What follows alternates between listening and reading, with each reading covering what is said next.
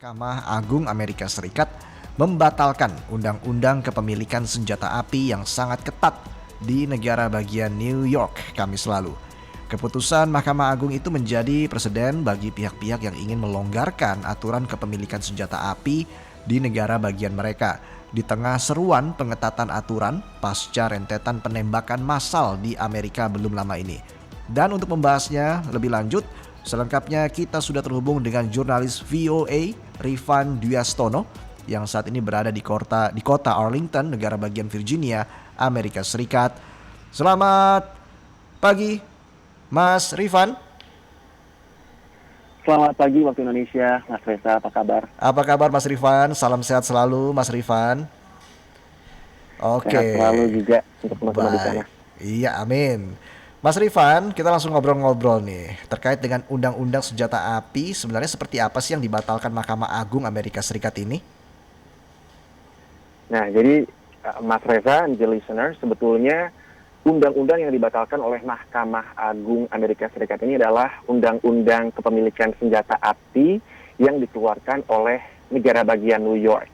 Bukan undang-undang kepemilikan senjata api nasional atau yang mencakup di seluruh wilayah Amerika Serikat. Itu yang patut dijelaskan dulu pertama-tama. Dan sebelum ke substansinya perlu dicatat juga bahwa hak kepemilikan senjata api di Amerika Serikat itu sendiri memang terjamin dalam amandemen kedua Konstitusi Amerika. Dan menurut putusan Mahkamah Agung juga di tahun 2008, kemudian tahun 2010 diperkuat lagi, seluruh warga di Amerika Serikat itu punya hak untuk menyimpan senjata api di rumah mereka untuk kepentingan membela diri.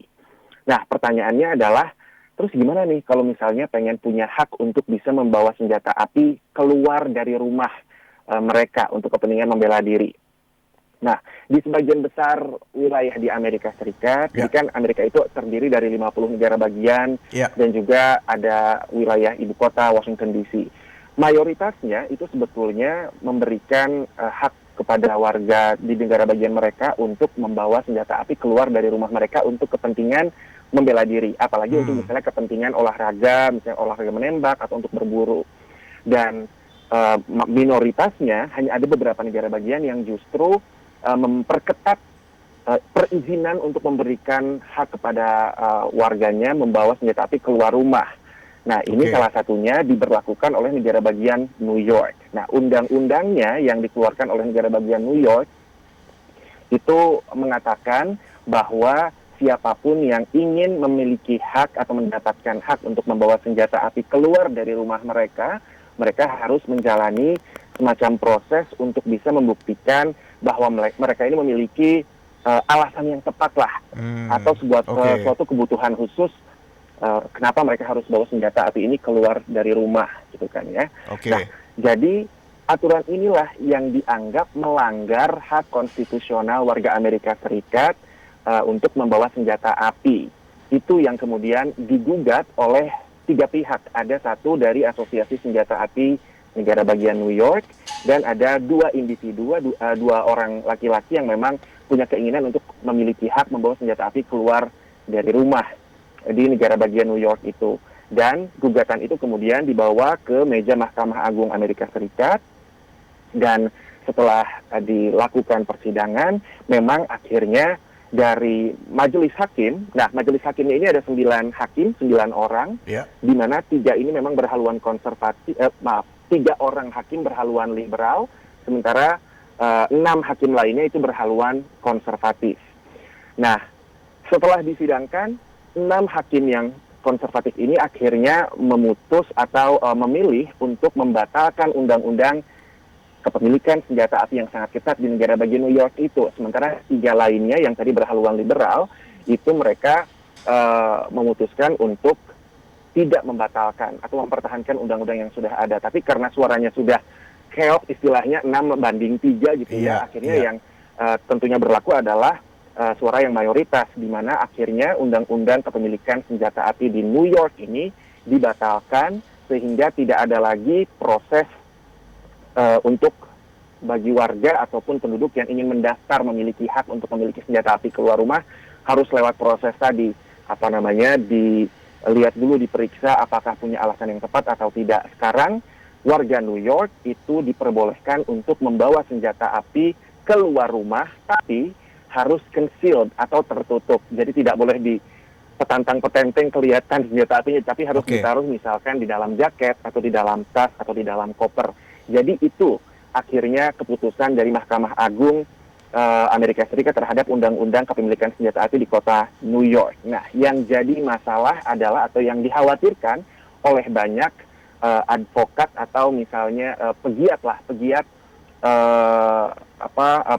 anti pelonggaran senjata api. Jadi mereka ingin memperketat aturan senjata api adalah takutnya aturan yang ada di New York ini menjadi trigger atau pemicu untuk negara bagian lain yang memiliki aturan seketat itu juga kemudian digugat ke Mahkamah Agung Amerika Serikat sampai akhirnya bisa jadi lebih longgar lagi. Itu yang dikhawatirkan oleh para pegiat yang menginginkan pengetatan aturan kepemilikan senjata api sejauh ini.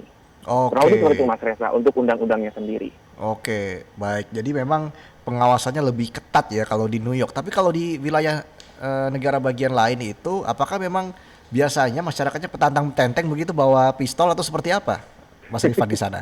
Jadi memang kalau dilihat dari undang-undang yang diberlakukan di negara bagian yang ada di Amerika Serikat, itu mayoritas memperbolehkan warganya untuk membawa senjata api keluar rumah. Yang memperbolehkan senjata apinya dibawa secara terbuka, ya tadi petenteng itu, entah Iya. mungkin ditaruh di sabuk atau misalnya Iya. diselendangkan gitu ya, itu ada di sekitar 30-an negara bagian. Sementara Hmm. sisanya itu ada yang memperbolehkan tapi harus concealed atau tertutup itu tadi. Misalnya yang boleh secara terbuka membawa senjata api itu di negara bagian Texas, di mana beberapa saat yang lalu, sebulanan yang lalu sebetulnya persis, itu terjadi penembakan massal juga di sebuah sekolah dasar di kota Uvalde yang menewaskan 19 siswa SD dan Betul. juga 2 orang guru. Seperti itu, Mas Reza. Oke, jadi sejauh ini apakah memang warga Amerika Serikat sendiri itu menginginkan pelonggaran aturan kepemilikan senjata api, Mas Rifan, kalau dari pengamatan Anda? Nah, kalau dari beberapa hasil jajak pendapat atau survei yang dilakukan oleh berbagai lembaga survei di Amerika Serikat, salah satunya AP Votecast, itu sebetulnya agak bertolak belakang nih antara putusannya Majelis Hakim dari Mahkamah Agung Amerika Serikat dengan hasil jajak pendapat. Kalau dari hasil jajak pendapat AP Votecast di tahun 2020 ketika dilangsungkan pemilihan presiden Amerika Serikat pada tahun itu, dari separuh pemilik suara atau separuh pemegang hak suara di Amerika Serikat, itu mereka justru memilih untuk dilakukan pengetatan, bukan pelonggaran. Jadi 50%-annya itu meminta dilakukan pengetatan aturan kepemilikan senjata api. Nah, yang kedua, persentase terbanyak kedua itu memilih untuk udah deh nggak usah diapa-apain, biarin aja undang-undang yang ada, aturan yang ada tetap berlaku seperti ini. Oke. Dan hanya 1/10-nya atau hanya 10% pemilih dalam survei AP Votecast itu yang justru meminta pelonggaran. Jadi kalau dilihat sebetulnya ini bertolak belakang antara yang diputuskan oleh Mahkamah Agung dengan hasil jajak pendapat yang dilakukan Betul. oleh berbagai lembaga survei ini. Dan kalau dilihat juga sebetulnya isu kepemilikan senjata api atau pengendalian senjata api di Amerika itu adalah isu yang memecah belah bangsa Amerika sebetulnya. Karena ada pihak yang sangat mendukung hak penuh untuk bisa memiliki senjata api, tapi ada juga yang justru meminta dilakukan pengetatan, seperti yang tadi saya sempat sampaikan juga. Ya. Nah, kalau misalnya dilihat dari spektrum itu sebetulnya dari survei juga, sebetulnya dari 10 pemilih Partai Demokrat ini adalah partai yang berhaluan liberal dan mereka justru menginginkan pengetatan. Nah, 8 dari 10 pemilih Partai Demokrat minta aturan kepemilikan senjata api diperketat. Dan Oke. hanya di kalangan Partai Republik sendiri hanya separuhnya yang meminta dilakukan maksud saya yang separuh dari pemilih Partai Republik meminta agar aturannya tidak di otak-atik, biarkan saja yang sudah ada, dan sisanya 50% sisanya itu ada yang meminta pengetatan, ada yang pelonggaran. Jadi tetap kalau dilihat dari survei-survei ini lebih besar partisipan dari survei atau jejak pendapat yang memilih agar dilakukan pengetatan, bukannya pelonggaran. Nah, ini juga yang kemudian ketika kemarin di hari Kamis minggu lalu, Mahkamah Agung Amerika Serikat mengeluarkan keputusan untuk membatalkan aturan kepemilikan senjata api yang sangat ketat di kota New York. Banyak sekali suara yang kemudian memprotes keputusan Mahkamah Agung itu, termasuk dari pemerintahan Amerika Serikat. Karena saat ini pemerintahan Amerika Serikat ada di tangan kubu Partai Demokrat, ada Presiden Joe Biden, kemudian juga dari kalangan legislatif di DPR juga saat ini sedang mayoritas Demokrat. Mereka semua menyayangkan dan sangat kecewa dan justru mengatakan bahwa keputusannya Supreme Court atau Mahkamah Agung Amerika Serikat ini kok tidak sejalan dengan seruan masyarakat, apalagi setelah beberapa saat yang lalu kita baru saja menyaksikan rentetan kasus penembakan massal, tidak hanya yang ada di Uvalde, Texas, tapi sebelumnya juga ada di kota Buffalo, New York, yang menewaskan 10 warga kulit hitam ketika terjadi penembakan bermotif rasial di sebuah supermarket. Jadi ini mendapat kecaman keras dari para pegiat yang meminta agar dilakukan pengetatan aturan kepemilikan senjata api. Di sisi lain, di kubu Republik mereka justru menyanjung dan juga menyambut baik keputusan pembatalan undang-undang kepemilikan senjata api yang ketat di kota New York, di negara bagian New York ini, karena dianggap ini sesuai dengan konstitusi, sesuai dengan amandemen kedua, dan ini mengembalikan istilahnya fitrahnya amandemen kedua di Amerika Serikat itu sendiri. Dan yang lebih menyanjung lagi tentunya adalah dari kelompok advokasi atau kelompok lobby senjata api seperti NRA. Dan mereka semua mengatakan hal yang sama, bahwa aturan tersebut yang dikeluarkan oleh Mahkamah Agung dengan membatalkan pengetatan di New York ini adalah upaya untuk kembali ke konstitusi Amerika Serikat atau tadi fitrahnya amandemen kedua konstitusi Amerika Serikat, Mas Reza. Baik, jadi memang sebenarnya kalau kita berkaca dari rentetan penembakan massal ya beberapa waktu lalu tadi, termasuk di Uvalde, banyak seruan reformasi aturan kepemilikan senjata api, begitu ya Mas Rifan. Tapi reformasi ini tetap berjalan artinya ya?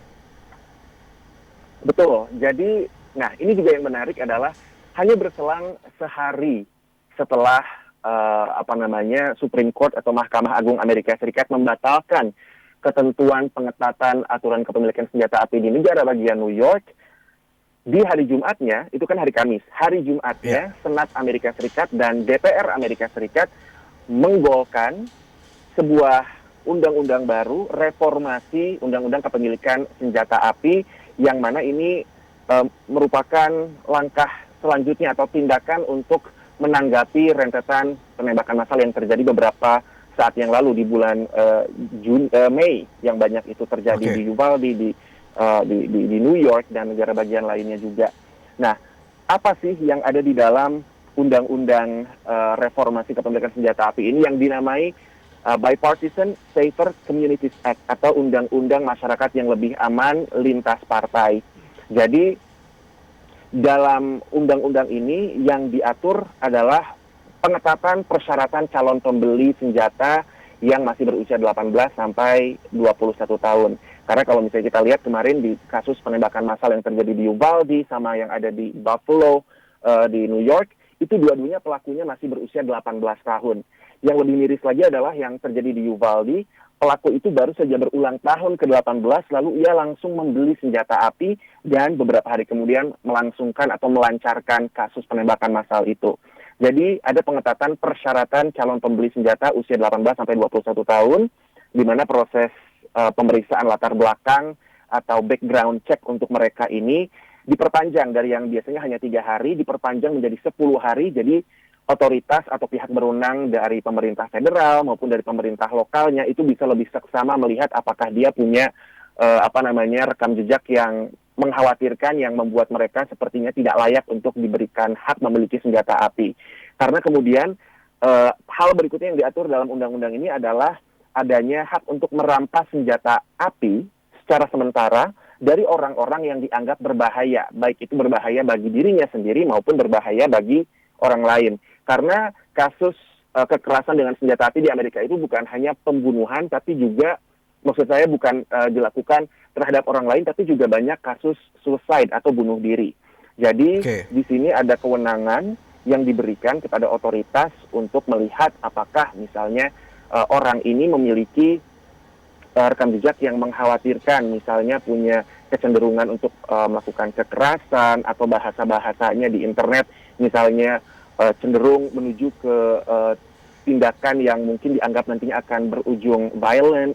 Nah, akhirnya mereka akan dicabut haknya untuk memiliki senjata api sementara. Termasuk bukan cuma yang baru mau punya, tapi juga yang sudah punya. Dan mereka ini dianggap tidak memenuhi syarat, nanti mereka bisa dirampas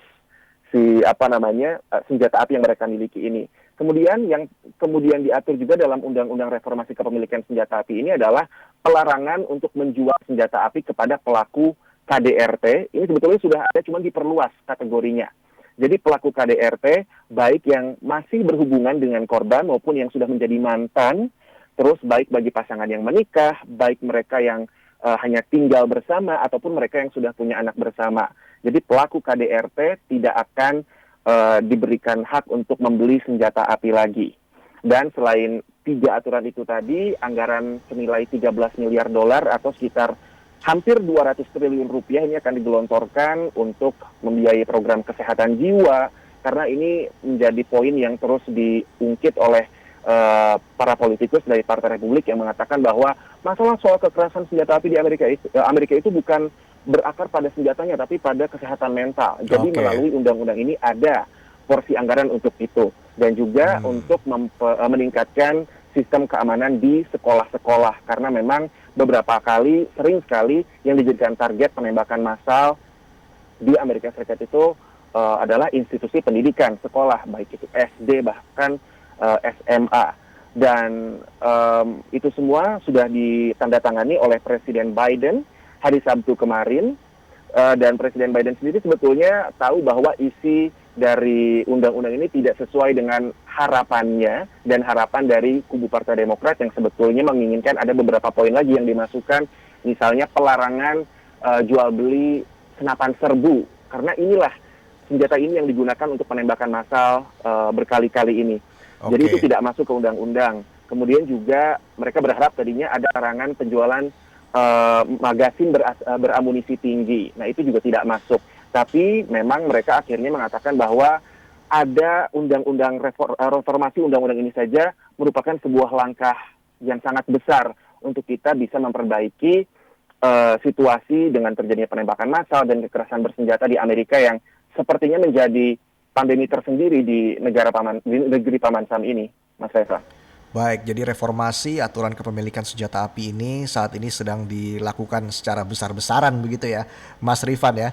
Mungkin pertanyaan berikutnya, kenapa baru sekarang ini, Mas Rifan? Karena kan kasus kejahatan bersenjata di Amerika itu terbilang sangat banyak begitu dan terus berulang. Betul.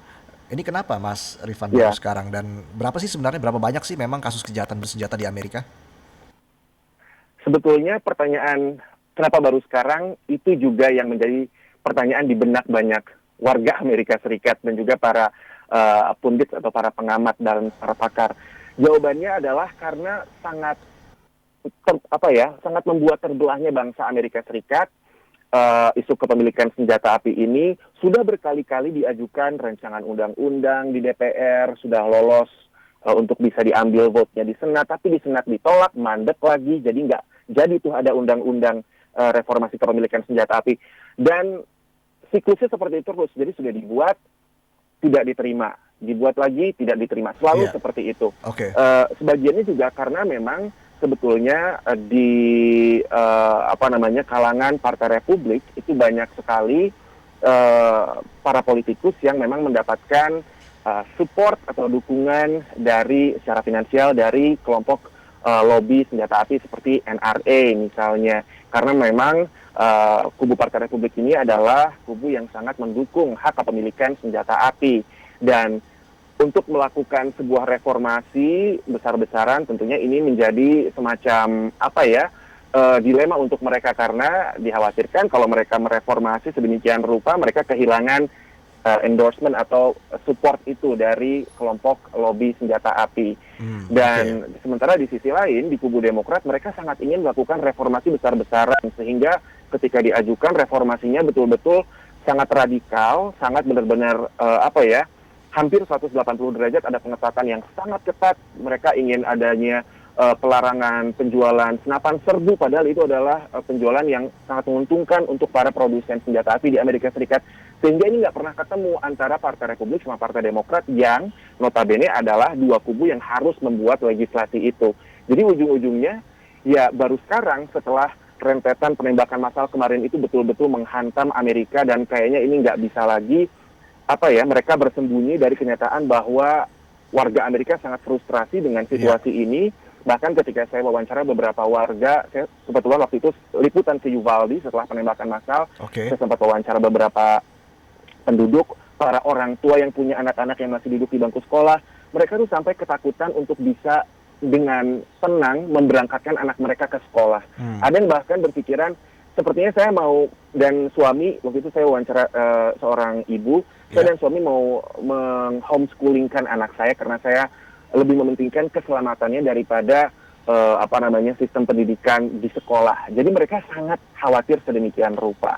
Dan kalau misalnya berbicara tentang jumlah angka tentang kejahatan atau kekerasan, maksud saya kekerasan senjata api di Amerika Serikat, wah jumlahnya luar biasa. Banyak sekali ya. Kita dari Indonesia kita agak bakal shock untuk melihat ini. Jadi kalau dari catatannya Gun Violence Archive, ini adalah salah satu lembaga nirlaba yang mencatat semua kejadian-kejadian kejahatan atau tindak kekerasan senjata api di Amerika Serikat. Di tahun 2022 ini saja, dan tahun 2022 ini belum setengah tahun jalan ya, baru hampir 3 hari lagi baru setengah tahun berjalan. Di 6 bulan pertama ini saja sudah ada 21.000 nyawa yang melayang gara-gara kejahatan senjata api. 9.000 diantaranya adalah kasus pembunuhan, dan 11.000 kasus atau 11.000 korban diantaranya disebabkan oleh kasus bunuh diri. Sementara kasus penembakan massalnya sendiri di awal tahun ini saja, di 6 bulan pertama tahun 2022, ada 289 kasus penembakan massal. Mungkin tidak semuanya diberitakan karena mungkin hanya kasus-kasus yang high profile, yang jumlah korbannya sangat besar, yang kemudian terblow up di media massa seperti kejadian di Uvalde, Texas, ataupun kejadian di kota Buffalo, New York. Tapi banyak sekali kasus-kasus lainnya yang juga terjadi, penembakan massal lainnya yang terjadi. Mungkin korbannya tidak sampai meninggal dunia, tapi jumlahnya lebih dari 4 orang, misalnya seperti itu. Jadi memang jumlah kasus kejahatan atau kekerasan dengan senjata api di Amerika Serikat itu sangat tinggi, dan malah yang tertinggi di antara negara-negara maju lainnya di dunia. Kurang lebih seperti itu, Mas Reza. Baik, kita akan lihat nanti seperti apa perkembangannya ya, Mas Rifan ya. Semoga nggak mentok lagi nanti di DPR, karena kan kita juga tidak mau kejadian ini memakan korban lagi ke depan begitu ya, Mas Rifan ya. Tentunya. Iya, baik. Terima kasih Mas Rifan atas waktunya nih. Tetap jaga diri di sana, tetap sehat, salam sehat, dan selamat kembali bertugas walaupun saat ini malam hari ya di Amerika ya. Malam hari, betul. Baik, jadi selamat beristirahat ini. Salam sehat selalu juga. Mas Rifan. Terima kasih. Baik.